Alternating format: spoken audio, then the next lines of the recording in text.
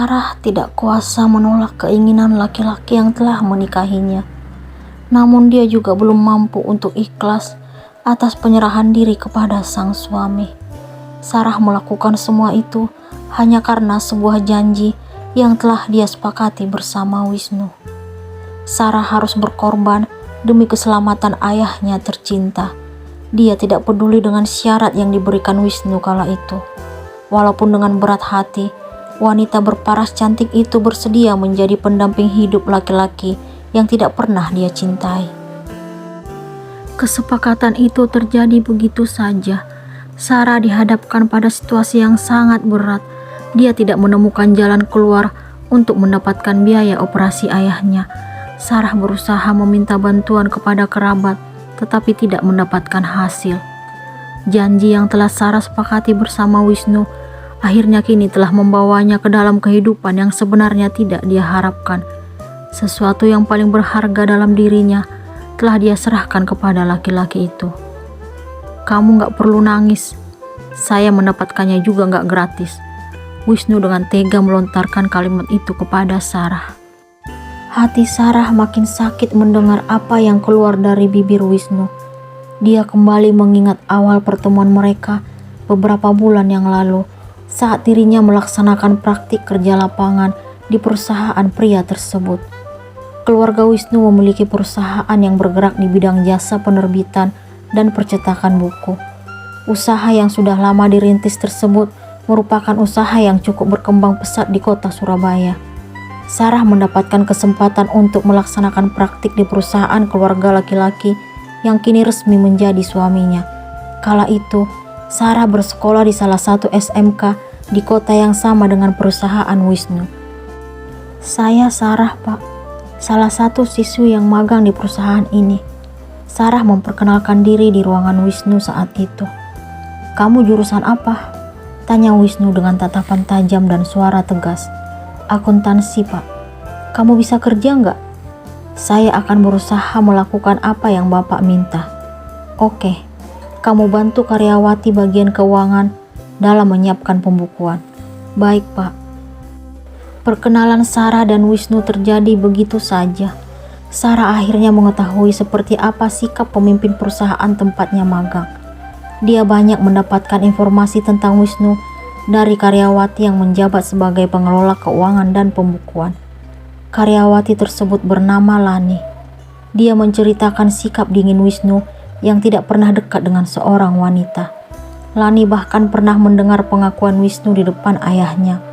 Pria itu tidak memiliki keinginan untuk mengarungi hidup berumah tangga. Bagi Lani, Wisnu merupakan sosok pemimpin yang sangat kasar. Sarah juga membenarkan hal tersebut. Wisnu dengan tega pernah menghardik Sarah karena kesalahpahaman yang terjadi dalam laporan keuangan yang dianggap keliru. Sarah dengan sabar memberikan penjelasan kepada Wisnu. Laki-laki itu pun terdiam setelah mengetahui kalau dirinya yang tidak teliti dalam mengoreksi laporan yang Sarah kerjakan. Sejak kejadian itu, Wisnu lebih percaya kepada wanita yang saat ini berstatus sebagai istrinya daripada karyawati di kantornya. Kenapa kamu diam? Lamunan Sarah buyar seketika setelah kembali mendengar suara Wisnu. Apa pantas kamu menangisi apa yang terjadi di antara kita? Kamu lupa dengan uang yang saya berikan untuk menyelamatkan ayahmu. Wisnu menarik tubuh Sarah hingga menghadap ke arahnya. Saya minta maaf, Mas. Saya janji akan belajar ikhlas dengan apa yang telah saya berikan kepada Mas. Sarah menangkupkan kedua telapak tangannya di depan Wisnu. Ikhlas nggak ikhlas, saya nggak peduli. Kamu harus tetap fokus dengan janjimu. Lahirkan anak untuk saya. Setelah mengucapkan kalimat itu, Wisnu menggeser posisi sedikit menjauh dari Sarah, lalu membelakangi wanita tersebut. Sarah juga melakukan hal yang sama. Wanita pemilik rambut panjang itu kembali menumpahkan air mata yang tidak mampu untuk dibendung. Dia berjanji pada diri sendiri akan berusaha ikhlas menghadapi kenyataan yang telah terjadi. Sarah terbangun saat jarum jam menunjukkan angka 5. Dia segera menuju kamar mandi untuk membersihkan tubuh. Dia kembali mengingat apa yang telah terjadi tadi malam. Hatinya tetap merasa sakit walaupun sudah mencoba untuk ikhlas. Air mata Sarah kembali jatuh membasahi pipi, tetapi ditutupi air yang keluar dari shower. Dia menangis sejadi-jadinya dan berharap tidak diketahui Wisnu yang masih terlelap. Sarah mengingat wajah sang ibu yang telah memberikan nasihat dan pengertian sebelum acara pernikahannya dengan Wisnu berlangsung. "Maafin ibu nak, masalah ekonomi yang kita hadapi telah membuatmu harus berkorban. Tapi ibu minta kamu jangan pernah mengabaikan tugasmu sebagai seorang istri terhadap suami. Walau bagaimanapun, Wisnu akan menjadi imam untukmu."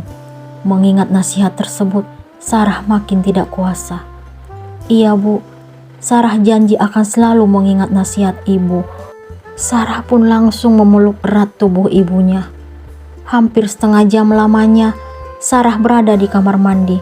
Dia pun membenahi diri, mengenakan pakaian lalu keluar dari ruangan tersebut. Wanita itu segera melakukan kewajiban sebagai umat Islam, melaksanakan salat subuh. Dia ingin meminta kekuatan dan petunjuk yang kuasa. Setelah selesai salat, Sarah pun mengangkat kedua tangannya secara terbuka sambil menengadah. Dia ingin melangitkan doa kepada Sang Pencipta. Tanpa diminta, air mata wanita itu kembali jatuh membasahi pipi. "Ya Allah yang Maha Kuasa, ampuni hamba yang belum mampu menerima apa yang telah Engkau berikan.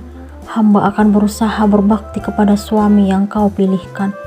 Bukakan pintu hati hamba untuk menerima Mas Wisnu. Amin." Sarah mengusapkan kedua telapak tangan ke wajahnya. Kini hatinya lebih tenang setelah selesai menyatakan perasaannya kepada Yang Kuasa. Dia pun segera berdiri lalu melepas mukena yang dikenakan. Akan tetapi, sebelum Sarah membenahi perlengkapan salat tersebut, Wisnu tiba-tiba terbangun. Laki-laki itu segera turun dari ranjang lalu menghampiri sang istri. Dia meraih tangan Sarah, kemudian mengajaknya melangkah ke tempat tidur. "Doamu lucu." Wisnu melontarkan kalimat itu setelah dirinya dan Sarah duduk di tepi ranjang. Sarah hanya terdiam dan menunduk. Dia tidak ingin membalas apa yang dikatakan suaminya. Wanita itu sekarang pasrah dengan apa yang dipikirkan laki-laki yang ada di sampingnya. "Kenapa kamu diam? Kamu pikir saya peduli jika kamu gak ikhlas menjadi istri saya?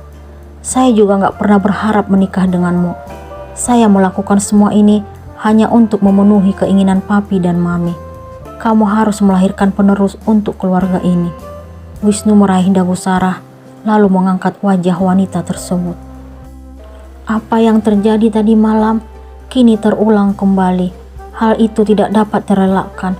Sarah hanya bisa pasrah dengan apa yang telah dilakukan suaminya pagi ini terhadap dirinya. Setelah itu, Wisnu pun melangkah memasuki kamar mandi. Sementara Sarah kini duduk sambil mengusap air matanya yang telah jatuh. "Cepetan sana mandi, saya tunggu di meja makan." Sarah terkejut mendengar suara Wisnu setelah keluar dari kamar mandi. Sarah tidak memberikan jawaban. Dia segera turun dari tempat tidur lalu kembali membersihkan tubuh. Kali ini dia merasa kalau Wisnu bukan hanya kasar, tetapi juga kejam. Sarah sedih karena laki-laki itu memaksakan kehendaknya. "Istrimu mana, Wis?" tanya Bu Siska, ibu Wisnu, kepada sang putra setelah berada di dekat meja makan. "Masih mandi, Mih." Wisnu memberikan jawaban lalu duduk. Dasar pemalas, baru jadi menantu, udah memberikan kesan gak baik di depan keluarga suaminya. Jesse, adik satu-satunya Wisnu, langsung melontarkan pernyataan itu. "Papi dan mami gak pernah ngajarin kamu bicara seperti itu. Sarah itu kakak ipar kamu, walaupun usianya lebih muda." Pak Wildan selaku kepala keluarga langsung menegur putrinya. "Salah Kak Wisnu sih, cari istri kok anak ingusan. Aku tetap gak suka, Pih." Jesse justru menyalahkan Wisnu. "Jangan pernah berbicara tidak sopan tentang Sarah. Dia kakak iparmu dan dia yang akan memberikan penerus untuk keluarga ini. Lagipun dia juga pilihan kakakmu." Bu Siska tidak terima dengan apa yang Jesse katakan tentang Sarah. "Udah dong, ngapain bahas Sarah terus? Sekarang waktunya sarapan. Wisnu merasa kesal karena ayah dan ibunya menunjukkan rasa suka terhadap Sarah, sementara Jesse menunjukkan senyum kemenangan. Dia yakin kalau sang kakak tidak mencintai Sarah, karena yang dia tahu hanya Sandra wanita yang Wisnu cintai. Pak Wildan dan Bu Siska beserta kedua anak mereka kini menikmati sarapan bersama, sementara Sarah saat ini kembali menangisi apa yang baru terjadi terhadap dirinya. Sebelumnya, dia telah berusaha agar tidak menangis lagi, tetapi air mata itu tetap jatuh tanpa diminta. Apakah Sarah mampu untuk bertahan?